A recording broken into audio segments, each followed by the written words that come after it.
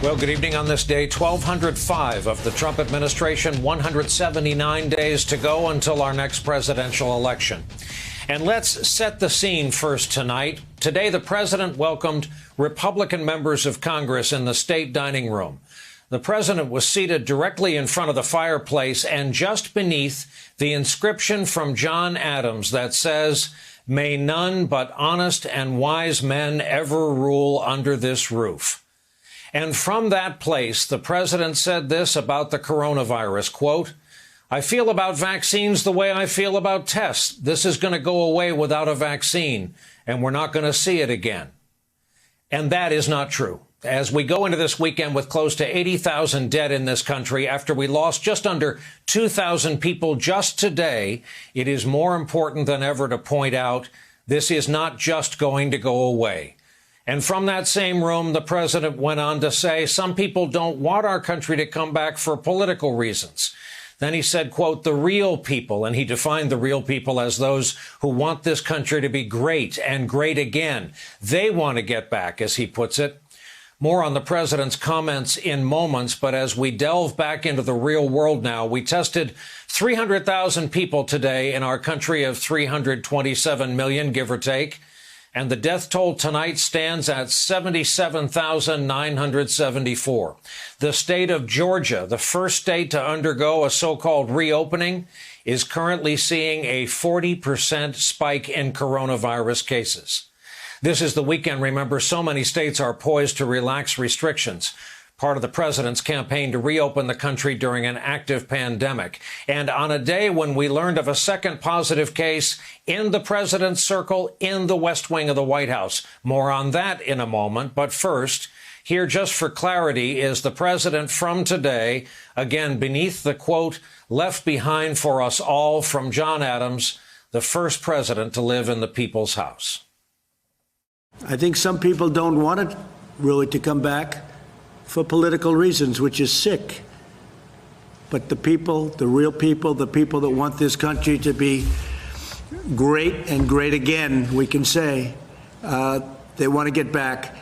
And we're going to have embers, we're going to have fires, we're going to have things to put out, and we'll put them out. We learned a lot, things that we had no idea 2 months ago. We've learned a lot over the last couple of months, and we're going to do a job like nobody's seen before. I feel about vaccines like I feel about tests. This is going to go away sometime in the fall. You'll have flare-ups, maybe, maybe not. But according to what a lot of people say, you probably will. We'll be able to put them out.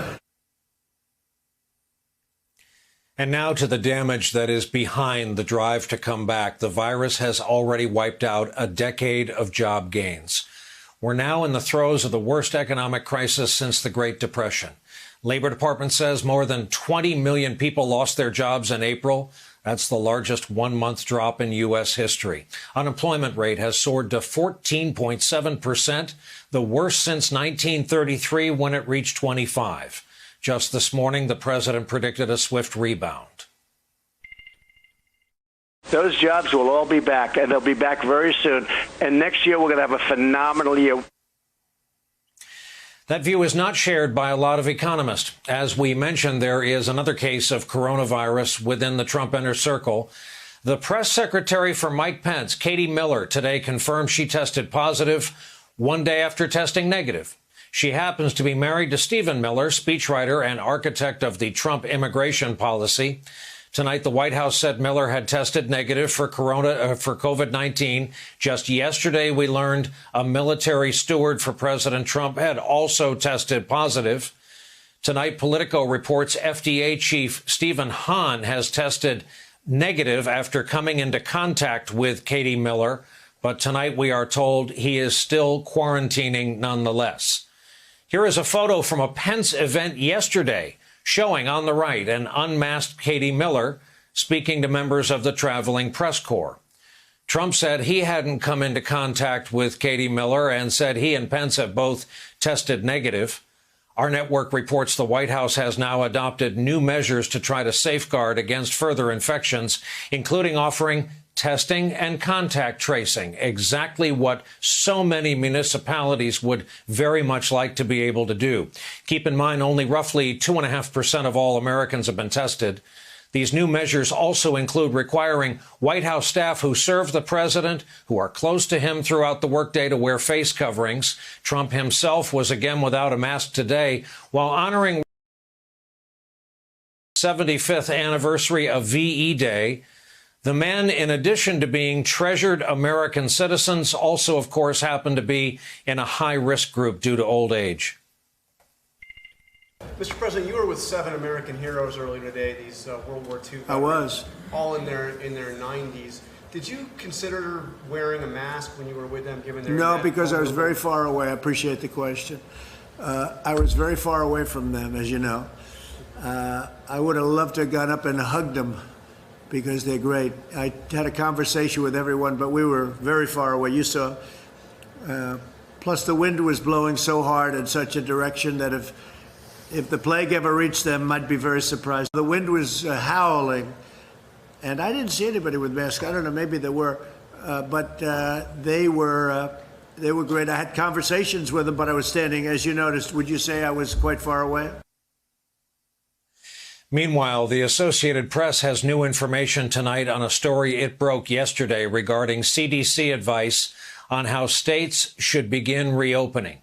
The AP says it has obtained internal government emails that say, quote, the decision to shelve detailed advice from the nation's top disease control experts for reopening communities during the coronavirus pandemic came from the highest levels of the White House. Files also show that after the AP reported Thursday the guidance document had been buried, Trump administration ordered key parts of it to be fast-tracked for approval. Our own network has not seen these emails, has not confirmed the AP story. As we mentioned, most states will be reopening in some form or fashion this coming weekend. As for New York, the epicenter of the pandemic in this country, the governor says finally the beast is on the run. The good news on the overall is we're finally ahead of this virus. Numbers are coming down in New York. I get the emotion. Everybody would like to see everything reopen tomorrow. But you tell me what the virus is doing. You tell me the facts on the virus. I'll tell you what we can do in terms of reopening.